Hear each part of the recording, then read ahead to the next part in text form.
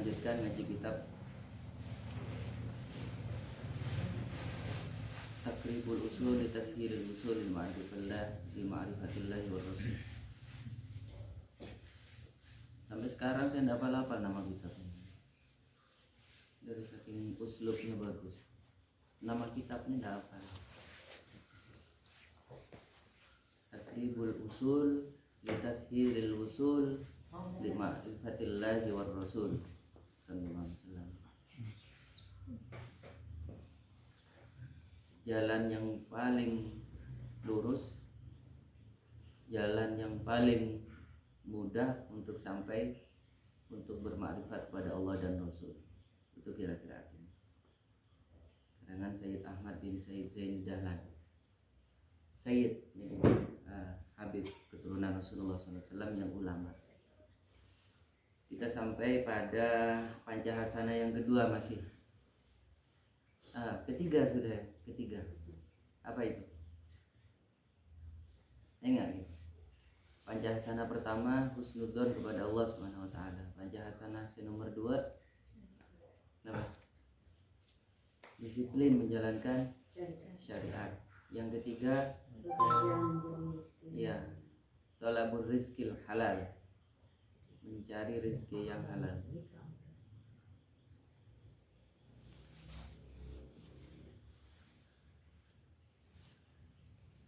Firman Allah tegas dalam Al-Quran surat Al-A'raf 96 ba'da a'udzubillahi minasyaitonir rajim.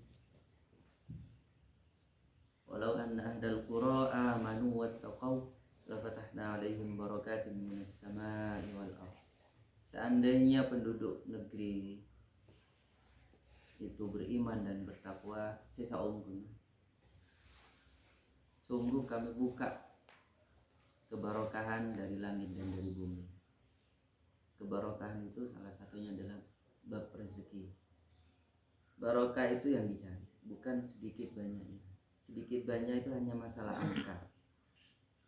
Tapi ketika tidak ada barokah, seberapapun angka, 0 kosong. Sering saya sampaikan, jangan bermain-main dengan angka kosong. Tapi jangan pernah mengabaikan angka kosong, sifar.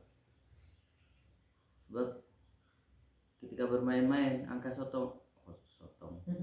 angka kosong dikumpulkan banyak sekali, kita ingin berjuta-juta uang kita, bermiliar-miliar, bahkan bertriliun-triliun uang kita, 0 dikumpulkan.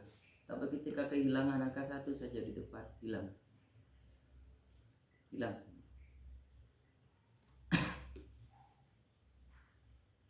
Bab barokah itu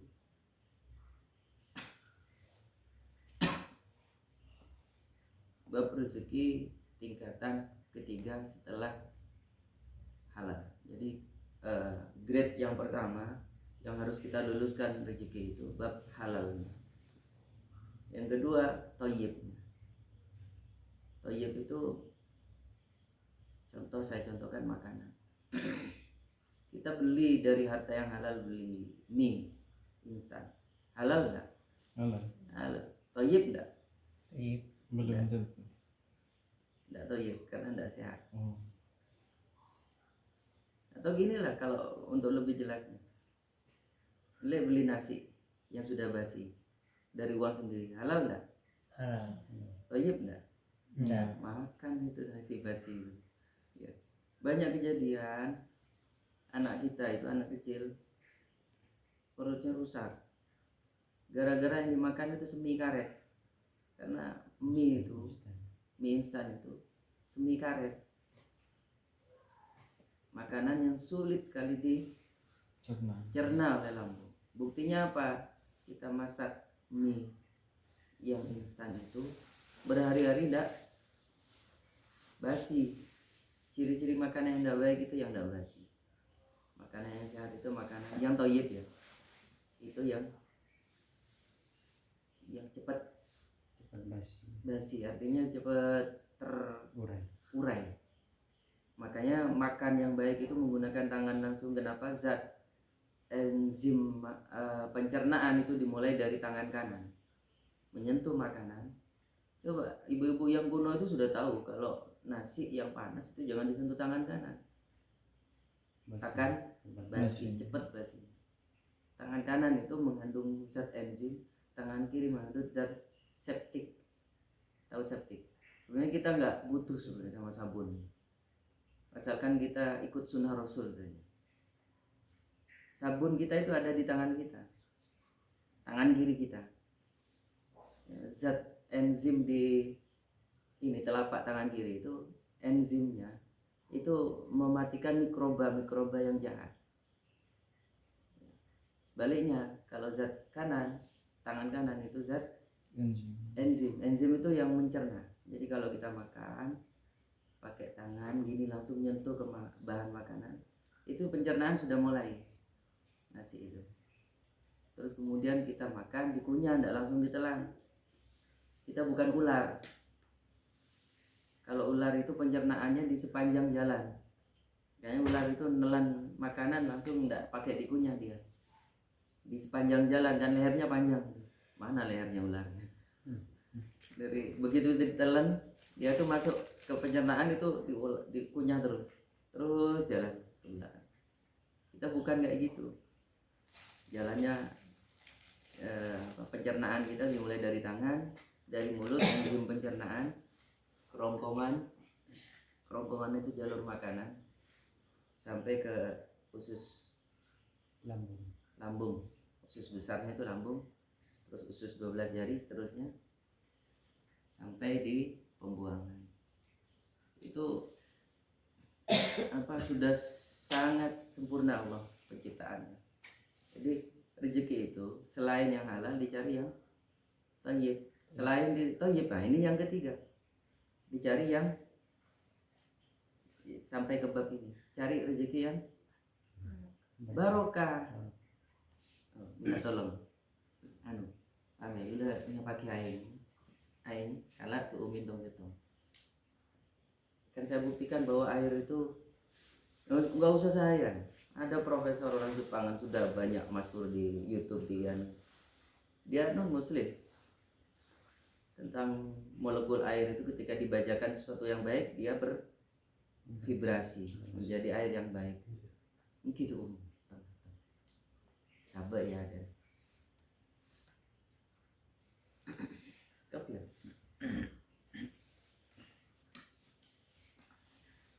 Nah, ini yang dicari yang ranking 3, barokahnya. Contoh yang barokah itu deh. Ketika kita dalam forum zikir itu apapun yang dibacakan sholawat, tahlilan, pernikahan, kok bawa berkat itu barokah. Meskipun kadang lagi-lagi karena ketidaktahuan pengolahnya, ibu-ibu dapurnya, ada yang kurang thayyib. Paham?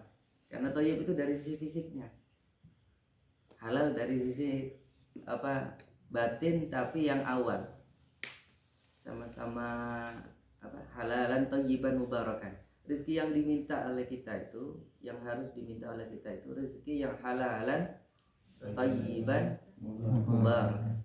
Yang halal dari dapatnya, perolehannya, thayyib dari sisi fisiknya. Thayyib itu fisik ya. Khairul ma, sebaik-baik air di muka bumi ini ma'u Zamzam. Ranking 1. Sebenarnya ada ranking 1 lagi, tapi kita sudah tidak keduman. Air yang keluar dari jari-jari Rasulullah yang 4. Jari kita 5. Cuma ininya lembahnya jari ini kan ada 4. 1, 2, 3, 4. Dari lembahnya ini jemarinya Rasulullah keluar. Itu sudah pernah kita bahas waktu pengajian Rabiul Awal kemarin. Itu yang terbaik dari Rasulullah SAW. Itu mujizat. Kita sudah tidak menangi. Mudah-mudahan kita tetap dapat, tapi kebahagiaan nanti di akhirat. Sebelum masuk surga itu kita dapat seduhan. Kita disuguhi oleh Rasulullah dari telaga Kausar. Meskipun bisa jadi kita bukan orang yang kebagian awal-awal, ya harap antri. Yang datang pertama Ahlul Bait, para sahabat, syuhada, ya. Dan mudah-mudahan kita kebagian meskipun grade 4. Ada 4 grade. Nabiyin, nabi-nabi, syuhada, mana nabi minan nabiyin, siddiqin saya lupa. Siddiqin, orang-orang siddiq seperti akum. Itu grade kedua. Ma'ana nabiyyin wa siddiqin wa syuhada. Grade ketiga orang-orang syahid. Syahid yang terbaik adalah orang yang meninggal membela tanah Palestina. Sekali lagi saya perlu pertegas lagi ini. Makanya sedari kecil saya memahami hal ini. Sedari saya umur belasan tahun saya sudah mendaftar jadi relawan jihad Palestina. Cuma alhamdulillah dan innalillahnya qadarullah saya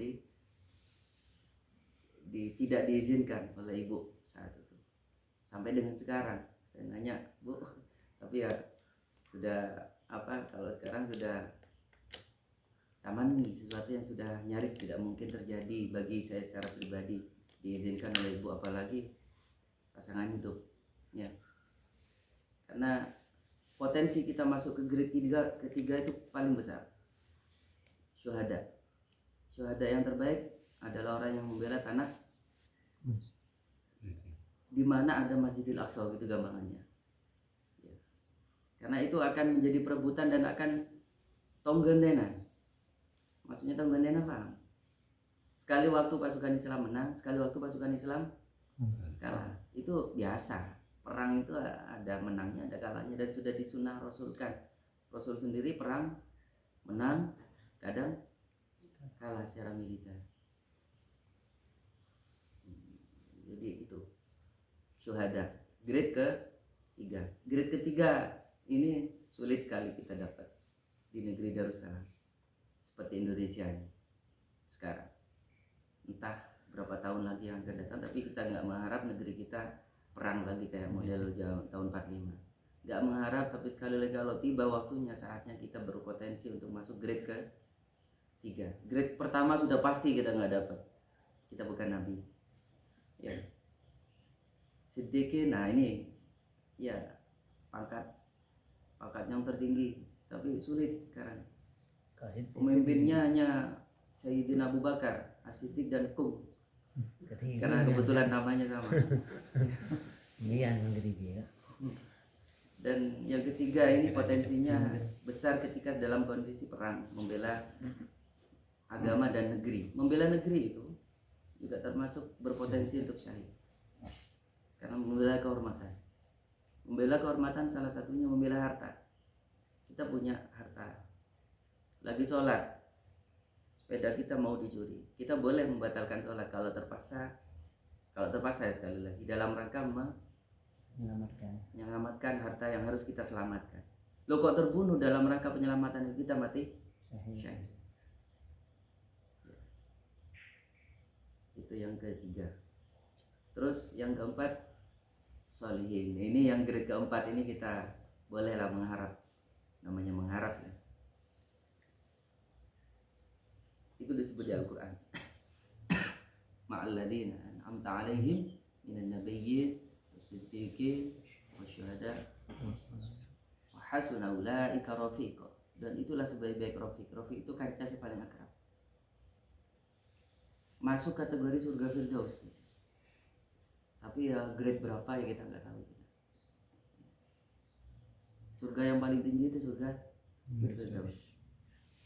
Di antara itu grade-nya tinggi, paling tinggi Nabiullah Ibrahim, paling tinggi lagi Nabi Muhammad SAW.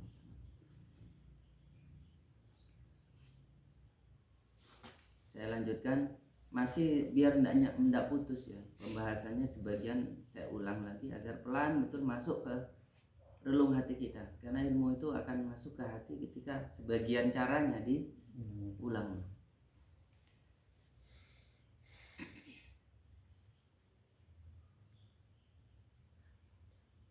Ada satu hadis riwayat Tabrani dari Abu Hurairah radhiyallahu anhu. Abu Hurairah itu sahabat yang paling banyak meriwayatkan hadis dari Rasulullah SAW. Hadis qauli, hadis perkataan, hadis sabda.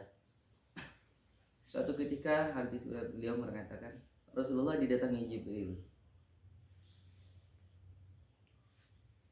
dalam rupa seorang manusia. Tapi Nabi tahu bahwa beliau adalah malaikat. Seringkali tamasulnya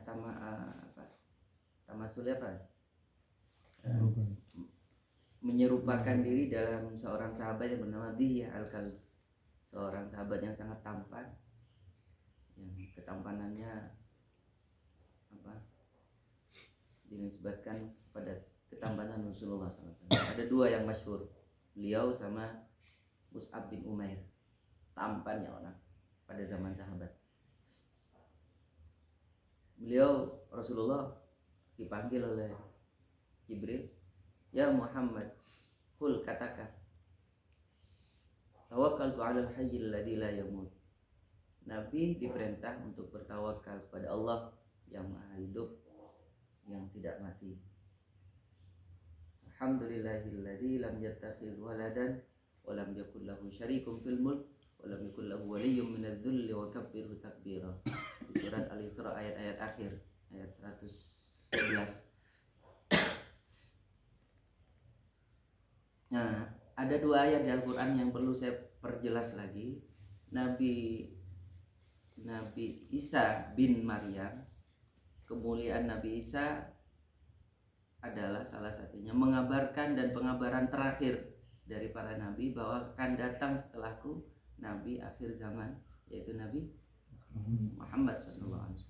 Menurut bahasa beliau, bahasanya Ahmad, sampai namanya pun sudah disebut, namanya Ismuhu Ahmad. Jadi asma Nabi itu banyak, Ahmad, Muhammad, Mahmud, dan seterusnya. Ada 201 dalam kumpulan Dalailul Khairat. Nah, Nabi Isa bin Maryam, kemuliaannya beliau, keistimewaannya beliau terlahir dari ibu tanpa ayah, binnya kepada ibu. Nah, Maryam ini terkait dengan hasanah kita yang ketiga, yaitu labur rizkil halal, mencari rezeki yang halal. Ketika masih kecil, makomnya beliau adalah makom tajrid. Masih ingat di Al-Hikam? Udah ingat lupa. Inilah bahasa yang mudah ya. Bahasa yang mudah. Manusia itu ada di dua kutub. Kutub semut, kasab, kutub laba-laba, kutub neng-neng, tapi nunggu rezeki, tapi rezeki tetap dikirim. Ada orang yang harus berkasab ria, siang malam nyopir. Muntah nyopir tak oleh paupa, di siang malam akasab itu bilis, orang bilis. Ada makom orang apa betulan laba-laba. Dia diam, ikhtiar sekadar, Allah kirimkan rezeki. Cicak juga, cicak di dinding. Ya. Tapi kan ya kirim, makanannya justru yang terbang. Engkiwan setengah gini kamu. Pokok laba-laba lah, si paling gampang. Laba-laba dia diam, banyaknya diam kan, awirit, dikirimin rezeki. Nah, dicontohkan secara sempurna oleh Maryam binti Imran. Maryam binti Imran, ibunya Nabi Isa alaihissalam. Imran ini orang yang soleh sekali, tapi bukan nabi. Istrinya nama Hana. Sampai ada tawasul kepada Hana ini ya, doa untuk mudah melahirkan. Anna waladat Maryam wa Maryam waladat Isa alaihi salam, ukhruj ayyuhal maulud bi qudratil ma'bud. Baca itu diulang-ulang, langsung bayi lahir. Gak usah dibaca ketika sudah powernya kuat, cukup keluar lah. Ya. Nah, itu barokahnya Siti Hana. Nah, Siti Hana ini orang yang soleha. Sayyiduna Imran orang yang sangat soleh, melahirkan Maryam. dia sudah waktu hamil itu sudah cerita dari awal Malaysia nyambung itu sudah nazar, nanti lahirnya anakku tak wakafkan di jalan Allah. Di Gaza sekarang rata-rata bayi itu sudah diwakafkan di jalan Allah. Yang di orang-orang desa itu ya, kalau cara mewakafkannya model kayak Irwan ini, sama orang tuanya dipasrahkan, pasrah ke sini, mau diapakan sama mak nyai sama saya itu misalkan ini sudah terima bongkoan karena sudah percaya betul akan didekatkan, ditakarrubkan ilallah dengan cara sesuai dengan apa kondisi zaman pasti. Jadi sudah dengan harapan lahir bayi laki-laki, direkam di surat Ali kalau Hamzah itu keluarga Imran. Itu menceritakan secara detail, tidak nyebut nama, cuma Hana dari disebut namanya, yang disebut namanya hanya Imran dan siapa? Maryam. Begitu keluar agak kecewa, ternyata yang lahir perempuan. Tapi ingat, ini perempuan yang istimewa, sudah kadung diwakafkan, tetap diwakafkan dan tetap jadi rebutan. Singkat cerita, yang merebut bahkan seorang nabi, namanya Nabi Zakaria alaihissalam. Nabi Zakaria tidak cepat punya anak. Cara kuno untuk pengen punya anak, ngangkat anak pancingan. Kayak saya ini kan jadi anak pancingan, sampai sekarang mancing terus. Tidak hasil kan belum hasil kan berusaha terus untuk mancing. Ada yang hasil, ada yang tidak hasil secara fisik ya. Dan orang tua angkat saya tidak ada hasil dalam tanda kutip ya. Keberhasilan atau tidak berhasilan itu bukan sebuah ukuran, tidak punya atau punya anak. Tapi sekali lagi Zakaria itu karena tidak punya anak, dia mengangkat anak. Nah, pengen sekali ngasuh anak wakaf yang bernama Maryam ini karena kemasyhuran ayahnya dan ibunya yang soleh-soleh. Sudah cerita sampai harus diundi, ikut undian, dimenangkan oleh Nabi Zakaria, diasuhlah oleh Nabi Zakaria. Ketika masih kecil, Maryam menunjukkan contoh sempurna tentang makom tajrid, makom laba-labanya. Dia diem saja karena dipingit. Sudah pernah saya cerita ini. Biasanya normalnya orang di pintu diamankan dengan 3 lapis ring. Masuk ke kamar dikunci kamarnya, masuk rumah dikunci rumahnya, masuk keluar gerbang rumah gerbangnya dikunci. Hanya 3 ring lah maksimal rumah, tapi rumah saya jarang dikunci, itu pun sudah safety-nya tinggi ya. Tapi Siti Maryam ringnya sampai lapisnya kuncinya sampai 7. Jadi bapak angkatnya mau jenguk anak putri angkatnya itu bawa kunci 7, dibuka gerbang pertama, gerbang kedua, gerbang ketiga, pintu rumah pertama, pintu rumah kamar yang ke-5, pokoknya bawa kunci 7 baru bisa ketemu putrinya yang dipingin. Nah setiap kali mendapati putrinya itu pengen ngirim makanan, pengen ketemu putrinya itu, setiap kali pula itu mendapati putrinya itu sedang dihidangkan makanan, buah-buahan yang lagi enggak musim ada di situ. Ditanya Maryam, "Anna laki hadza?" Direkam di Al-Qur'an. Dari mana kamu Dok dapat makanan ini, dapat buah ini, kok bisa-bisanya bisa berbuah ini? Apa jawab Maryam? Dari Allah. Innallaha yarzuqu may yasha'u bighairi hisab. Itu rekaman Al-Qur'an yang menceritakan tentang makom ketika beliau full ibadah. Beliau ahli ibadah dari kecil memang Maryam. Ahli ibadah, tidak mikir bab makanan segala macam, tapi kan karena manusia tetap butuh makan, dikirimi oleh Allah. Kalau mau praktek silakan, gerbangnya dikunci, rumahnya dikunci, masukkan kamar dikunci, tidak usah cari makanan, insya Allah Ta'ala kelengernya. Kalau berniat aja gitu, enak. Bedung. Karena benih makomnya, jangan dipaksa kalau bukan makomnya. Nah Ini ya ketika masih kecil, ketika masih dalam masa pertumbuhan, ketika masa dewasa, ketika beliau dikaruniai hamil tanpa suami itu, ya, dan dibela, Al-Quran membela kesucian Maryam, dunia akhirat, kesucian seorang perempuan suci yang namanya Maryam. Yang seandainya ada nabi untuk perempuan, maka pasti yang nomor satu itu adalah Nabi Maryam. Sehingga ada beberapa pendapat ulama menyatakan ini nabi sebenarnya, nabi perempuan. Tapi hampir sepakat ulama bahwa nabi itu harus laki-laki. Hingga orang yang sangat soleh lah. Nanti di akhirat Siti Maryam dinikahkan dengan Rasulullah SAW. Kita mudah-mudahan ikut undangannya. Saya mendaftar paling awal lah untuk hadir lah. Kalau memang diundang.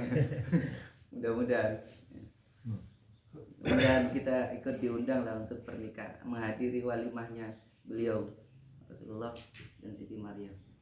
Jadi indah betul itu gambarannya. Di dunia saja kita masang terop, masang kuade, apa kuade? Iya gitu kan, indah ya, apalagi di akhirat lah, nggak bisa dibayangkan. Nah, saya pengen terangkan lebih lanjut.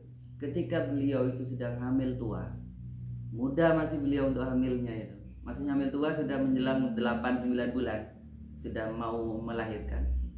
Beliau merasa berat, normalnya orang hamil, dan dalam tanda kutip digeser makomnya dari makom tajrid, makom geteng, makom laba-laba, digeser sedikit ke makom semut. Ya, perintah Allah di Al-Quran, wa huzzi ilaiki bijil'in nakhlah. Saat itu Maryam lagi ambil tua itu nyender di salah satu pokok kurma. Ya. Bisa jadi di kurma baisan yang disebutkan di akhir kitab akhir zaman. Mudah-mudahan kita sempat ngaji kitab Sunan Muslim. Bab khusus kita mulai dari Kitabul Fitan, kitab fitnah akhir zaman, biar ngerti betul konstelasi akhir zaman kita sekarang yang ada di dalamnya. Bisa jadi di kurma baisan, karena kurma baisan itu tanda-tanda akhir zaman. Yang sekarang itu sudah tinggal tok maltok, tinggal 1-2 saja yang ada. Jadi Baisan itu sebuah distrik yang dulunya sangat lebat, kurmanya itu sangat banyak, pohon kurma. Sekarang ditebangi karena sudah dikuasai oleh Silanatullah, negeri penjajah itu. Jadi ditebangi semua itu, dijadikan perumahan. Tinggal 1-2 atau maltok, karena memang tidak dibangun, butuh taman segala macam. Jadi sisakan pohon kurma yang sudah tua merana begitu, dan kebanyakan sudah tidak mau berbuah, karena syarat berbuahnya pohon kurma dia harus berdampingan, karena kurma laki, kurma betina, kurma jantan betina itu ada kawinnya, anunya apa, serbuk bunganya, sehingga bisa lebat. Kalau hanya tok maltok satu-satu itu yang bikin buah pohon kurma sulit untuk berbuah. Itu penyebabnya kenapa kurma di Indonesia sulit berbuah. Dijadikan kebun, bukan dijadikan kebun, karena dijadikan buah taman. Nah ini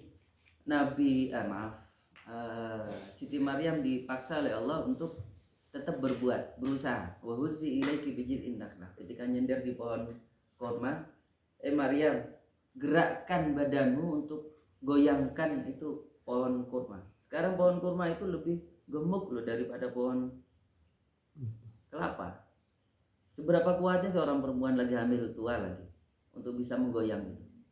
Tapi diperintahkan oleh Allah di ayat ini, di surat Maryam ayat 25, wa huzzi ilaiki bijil'in nakhlah. Maryam, gerakkan pohon pokok kurma itu. Tusaqit 'alaiki rutaban janiyah. Bahkan akan, karena usahamu itu, bukan karena usahamu ya Allah akan menurunkan rutop. Rutop itu kurma basah, kurma yang baru dipetik, yang enak sekali rasanya. Cuma tidak tahan lama, tidak bisa dibawa ke Indonesia. Yang masuk ke Indonesia itu kan kurma yang sudah matang. Itu yang perlu saya dijelaskan tentang bab tawakal. Tawakul was babu bab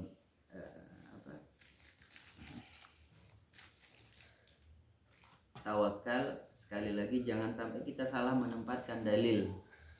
Ya, sekali lagi kita jangan salah menempatkan dalil ayat. Jadi ayat ketika kita diperintahkan berusaha, wa qul i'malu, kita wajib hukumnya untuk beramal. Ya. Tapi sekali lagi hasil perolehan apa yang kita dapat itu bukan karena amal perbuatan kita, tapi murni karena karunia dari Allah Subhanahu wa taala. Itulah rahasia kenapa sekali lagi filosofi orang tawaf dan orang sa'i dalam ibadah haji dan umrah. Mudah-mudahan kita dikaruniai kesempatan untuk bisa haji dan umrah. Amin. Orang umrah itu ihtosakur, ihram, tawaf, sa'i dan syukur. Diperintahkan oleh Allah untuk tawaf. Setelah tawaf untuk sa'i. Sa'i itu artinya berusaha. Menapaktilasi usaha Umi Hajar mencari air untuk putranya yang masih bayi yang kehausan, Nabiullah Ismail alaihissalam. Nah ini rahasianya. Siti Hajar nyari dari sofa ke Marwah bola-balik, tapi dikasihnya di dekat Ka'bah. Sumber Zam-Zam itu di dekat Ka'bah, di kakinya Ismail bayi. Menurut satu riwayat, bayi Ismail yang tumitnya itu tombetnya begini-begini, akhirnya dari begini-begininya tumitnya Nabi Ismail bayi keluar air.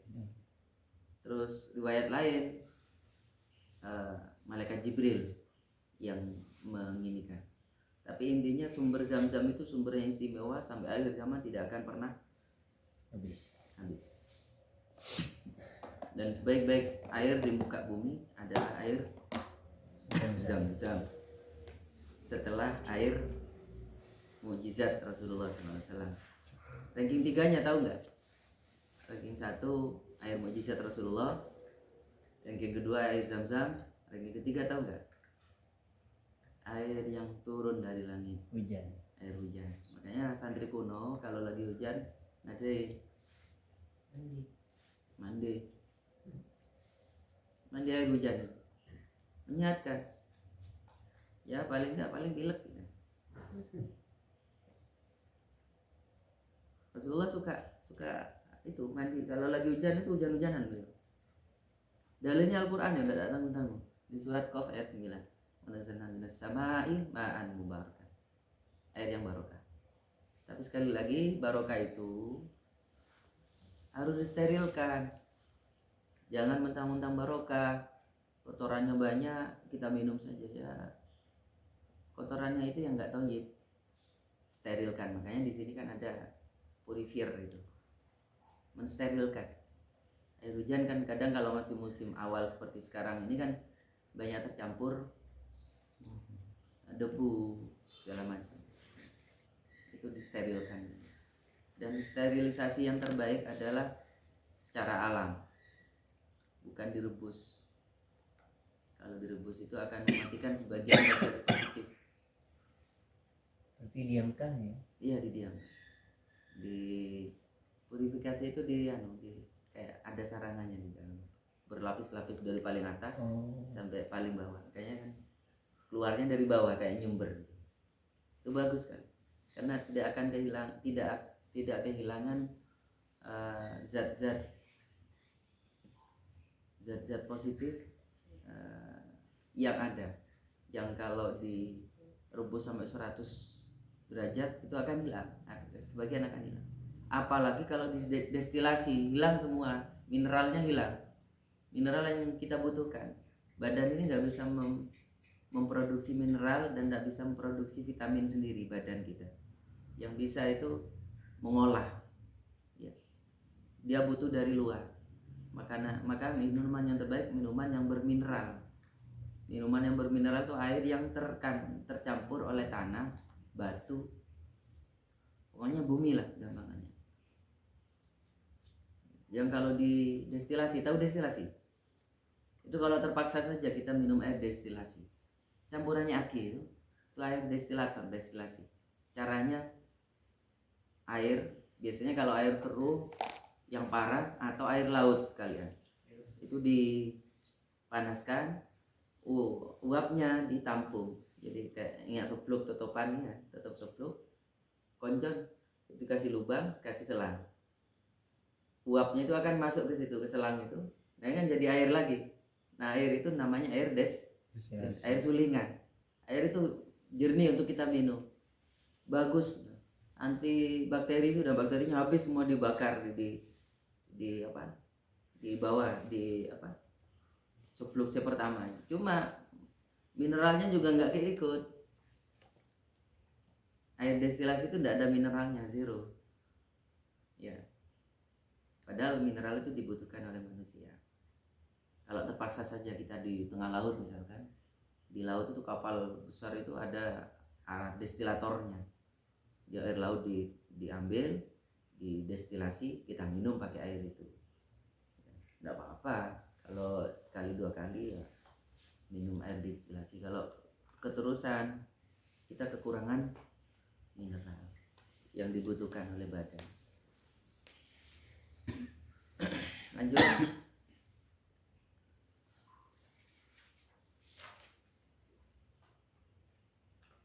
Ayat-ayatnya dipotong-potong. Kita diperintahkan oleh Allah untuk tawakal itu tidak di satu ayat, di banyak sekali ayat. Wala nasbiranna ala ma adaitumuna. Hendaklah bersabar dalam siksaan-siksaan, dalam nestapa hidup kita di dunia. Wa 'alallahi falyatawakkalul mutawakkilun. Hanya kepada Allah saja orang yang bertawakal itu pantas untuk bertawakal. Wa za'adahum, abaikan ketidakdamaian hidup, ketersiksaan hidup di dunia sementara sekali. Wa tawakkal 'ala Allah, tawakallah penuh kepada Allah. Fasbir kama sabara ulul azmi minar rusul, dan seterusnya. Ya. Ni'ma ajrul amilin alladzina sabaru 'ala rabbihim tawakkalun. Banyak sekali bertebaran di Al-Qur'an ayat-ayat yang memerintahkan kita untuk tawakal. Hakikat tawakal sekali lagi menyerahkan segala sesuatu kepada Allah. Paham? Tapi bukan lantas menyerahkan kepada Allah urusan kita nggak makan. Ntar ke dapur kada kumun kita atana, ibu bantu atana. Ya Allah, makin lapar Gusti. Beras tak atana. Atau beras tak ada, ya boleh. Tadi ibu saya laku. Nah itu hakikat tawakal yang gitu, yang disampaikan Rasulullah marah terhadap salah satu sahabat yang begini. Ada salah satu sahabat naruh ontanya sembarangan. Ditanya oleh Nabi, ontanya siapa ini? Ontanya saya ya Rasul. Kenapa enggak diikat? Saya bertawakal kepada Allah. Bukan gitu caranya tawakal. Ikat dulu ontamu, setelah itu baru tawakal. Kira-kira gini, sepedanya itu parkir di jalan, kontaknya ditaruh di itu, STN-nya BPKB-nya, insyaallah taala lober. Assalamualaikum. Dan itu tetap kita dapat dosa loh, jangan salah. Karena kita memberi kesempatan pada orang lain untuk berdosa. Waspadalah, waspada. Harus lulus. Jadi dalam hal ini saya tidak berpihak kepada mazhab Malik, Imam Malik ataupun kepada Imam Syafi'i. Dua-duanya benar. Lihat konteksnya dulu. Kalau sudah ngepol model kayak Maryam kecil atau kayak Imam Malik, dikirim oleh Allah. Kalau di kita, kira-kira kita sudah tidak berdaya untuk berbuat apapun dalam urusan tadbir. Masih ingat tadbir, istilah tadbir? Akhirnya nabak tuh. Tandi kuasa untuk akhirnya nabak tuhnya. Sudah misalkan, maaf ya, empon. Tahu empon? Sudah full amben, full bed, tidak bisa bergerak. Itu sudah pasrah, sudah kasih makan, nggak dikasih makan, karena kita sudah tidak bisa bergerak. Tapi yakin sepanjang kita masih punya kontrak hidup, Allah kirimkan makanan kepada kita, atau kita dimampukan oleh Allah untuk terus hidup. Banyak persaksian orang yang lama dalam kondisi seperti itu tidak mati-mati, karena memang Allah ngasih makan dengan cara yang lain, seperti dokter tahu-tahu pasien diinfus, datang ke rumah sakit kan pertama kali yang emo apa? Infus. Cari ininya diinfus. Kenapa? Dia butuh asupan, biasanya sering kali masuk rumah sakit UGD ya. Pertama kali dia itu ngedrop, lama nggak makan, jadi kasih makan itu nggak bisa lewat mulut, ya lewat nadi darah, langsung disuntik, cari nadinya, suntik, makanan pertama itu makanan. Cara Allah ngasih makanan bukan hanya lewat infus, cara dokter. Cara yang paling nikmat ya kita yang sehat-sehat sekarang ini. Tahu-tahu sepiring nasi ya bikin kurang nambah boleh. Tahu sudah habis. Cukup kayaknya. Ini masih berkelindan di bab thalabur rizqil halal. Sekali lagi kita grade 3 itu ya, cari rezeki yang halal, itu ibadah setelah ibadah. Paham maksud saya? Setelah ibadah mahdoh sholat, kita jangan berdiam diri di dalam masjid. Kalau kita wajibnya ngajar, ke kantor, ke sawah, ke pasar, segala macam, keluar pas perkara sholat, tiba waktu sholat berikutnya sholat lagi. Makanya jeda waktu yang paling banyak dan tidak ada kewajiban sholat di dalamnya adalah waktu duha. Paham ya? Satu-satunya sholat yang tidak diakhiri dengan waktu berikutnya kan waktu subuh, agar kita cepat beraktivitas. Coba perhatikan di Al-Quran surat An-Naba, was-subhi idza tanafas, demi waktu subuh ketika bernafas lah, gampangannya tanafas itu sebenarnya artikulasinya lebih dalam. Cuma gini kata kuncinya, ketika kita beraktivitas itu ukurannya dalam sehari ditentukan oleh waktu subuh kita. Kalau subuh kita semangat, insya Allah seharinya semangat. Kalau subuh kita sudah males-malesan, setelah subuh tidur lagi, itu insya Allah sehari itu lemes saja bawaan. Nyadar? Sadar. Apalagi yang sering kebakaran subuhnya, itu sudah rezekinya kebakaran terus. Angus. Angus. Amin.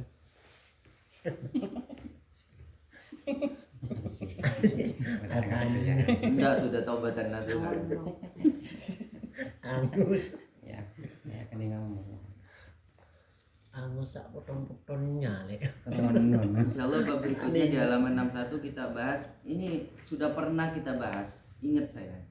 Tapi saya ngajinya lompat-lompat. Jadi sekarang tak ngaji urutkan biar betul-betul kita bisa internalisasi. Tahu internalisasi ya? Jadi kesadaran masuk ke hati, dari pemahaman, dari akal masuk ke hati. Mun kun dari kopeng ke kopeng, Keburu. buruk.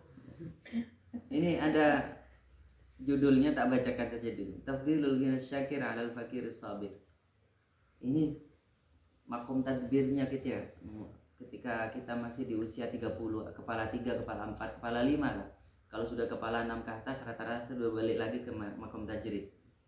Siap-siap ya. Tapi kalau makomnya masih tipe-tipe kita, kepala 4, kepala 5, masih muda sehat, itu Allah dorong tafdhilul ghina syakir, jadikan orang yang kaya tapi pandai bersyukur. Karena itu lebih baik 'alal fakir sabir dibandingkan orang yang fakir meskipun sabar. Itu sudah orang yang soleh, orang yang baik. Orang yang fakir yang sabar itu orang yang. Tapi ketika kita bisa mengupgrade kondisi fakir, tahu fakir ya, kebutuhannya tidak mencukupi dari apa penghasilan yang dia dapat, itu fakir. Di atasnya miskin. Kalau miskin itu sebenarnya damai orang yang miskin. Orang yang miskin itu orang yang pas-pasan hidupnya, pas betul, rumahnya hanya kayak gini, pengen punya apa gitu, dapat gitu. Pas nggak pengen, ya nggak dapat gitu. Pas badan. Itu sakan namanya. Maskan itu rumah yang mendamaikan. Miskin itu orang yang damai. Jadi nggak punya beban. Ketika nggak butuh uang, nah kayak saya sekarang ini, bukan nggak butuh ya, pas rekening saya tuh pas-pasan, damai betul. Saya merasakan kedamaian sekarang ini asli. Pinjami orang ya, aduh maaf saya juga punya utang gitu, saya apa adanya kan. Paling berat saya itu ketika punya uang dirasani orang pinjam utang. Saya punya sebenarnya, tapi ada alokasi lain, punya alaman lain. Mau beralibi itu berat rasanya. Tahu alibi ya? Beralasan untuk tidak punya itu ya. Ya punya buktinya, rekeningnya. Repot mau. Biasanya kalau sudah ini tidak tega dikasihkan. Karena memang lagunya orang itu kalau minjem itu Iya. ada lagunya, kasih saya 100 itu. Iya. Oh, itu ada maksudnya itu. Silaturahmi. Untuk nyambung silaturahmi. Tak Setelah itu mega, bosan-bosan Mas. nih gue. Ya taking masuk mana. Itu sampai pada Viral. bab ini insyaallah. Sedih tidak pinjam 100 Kalau di sepanjang masih bisa berusaha untuk menjadi orang yang cukup. Ya, orang kaya lah gampangannya. Tapi jangan dimasukkan hati, masukkan ke dompet saja uang hartanya. Ya. Gunakan manajemen guru saya, Gus. Terima Kasih. kasih. Terima kasih. Terima kasihkan. Itu yang digunakan juga oleh pasukan Izzuddin Al-Qassam. Jadi mereka berterima kasih sebenarnya diserang ke Iya. dikasih senjata kan. Ya kan mereka Punya musuh itu yang dipakai. iya pakai punya sendiri, punyamu sendiri, tembakan lagi ya. Israel. Jadi ya syukuran nggak tersenjata itu, karena kayak tank itu ya, tank isinya kan sekitar 2, 3 atau 4 orang di dalamnya. Berani itu bawa lanas satu, lanas sebenarnya lanas ikakan. Masuk dia baca sambil bawa, kadang ada yang pakai begini yang pakai kaos. Ya memang punyanya gitu sudah sekarang, nggak punya lagi ya. Di embargo betul sekarang di Gaza. Bawa lanas satu ya, masukkan ke tank, tidur mati semuanya. Tapi kan tanknya masih utuh ya, dipakai sudah, granatnya bisa dipakai. Nyaman. Dan divideokan ini apa, wa makaru wa makarallah itu betul sabda Allah. Salawat asyir itu betul, wa asyir zalimin bizalimin itu betul. Jadi, tapi hati-hati ketika eskalasinya semakin tinggi. Makanya pengajian kultam ini ya, kuliah tengah malam Jumat ini, kita juga bertawasul kepada Allah. Ya Allah, kalau seandainya yang terbaik adalah ini, mudahkan segala sesuatunya ya Allah. Kita doakan. Makanya saya ngajak, kalau ketika saya ngimami dan saya ingat, kadang nggak ingat juga ya, lupa karena memang jaraknya sangat jauh. Mari kita sholat diakhiri dengan kunut nazilah di rakaat terakhir, karena kondisinya genting sekarang. Yang kalau seandainya betul Allah sudah mengizinkan Dajjal untuk keluar dari kerangkengnya, yang dia tuju pertama kali ya ke Palestina, yang memastikan menguasainya itu Ya'juj Ma'jujnya dari situ, yang akan makan air, menghabiskan air Tobaria. Siapa kalau bukan mereka lagi? Buktinya sekarang sudah ya, Tobaria sepenuhnya dikuasai oleh Israel, yang aslinya punya Palestina, punya Yordan, punya Syria. Tahu tawar yang jadi rebutan sumber air yang ini sekarang nggak dibagi, nggak disisakan sedikit pun untuk orang-orang yang asli. Tapi apa, Allah yang maha kuasa. Fa inna hizballahi humul ghalibun, pasukan Allah yang pasti menang. Cuma dalam prosesnya memang kadang berdarah-darah. Iya, kita doakan mudah-mudahan Hizbullah Izzuddin Al-Qassam terus berjuang di jalan kebenaran. Al-Fatah ikut bantu-bantu juga katanya, menurut berita yang saya terima. Karena memang berita itu simpang siur, karena memang ada maunya kan pembawa berita, media yang ini. Kejujurannya kita pertanyakan. Antara, maaf saya sebut, antara tribun saja, tribun kan banyak macam, tribun Jawa Timur, tribun Jogja, tribun Jakarta, tribun Pontianak, itu beda-beda angle-nya, kelihatan ada misinya. Online, media online. Ya sudahlah, itu senjata. Tapi intinya kutiba alaikumul qital wa huwa lakum, sudah diwajibkan bagi kalian untuk berperang di jalan Allah, padahal perang itu tidak disukai oleh kalian. Kita umat Islam tidak suka perang. sekali lagi. Tapi ketika diajak untuk mempertahankan diri, kita bukan tipe orang pengecut. Ya, tipe pemberani kita. Ya. Pantang mundur melawan kebenaran. Melawan kejahatan dan kita membela kebenaran. Wallahu a'lam.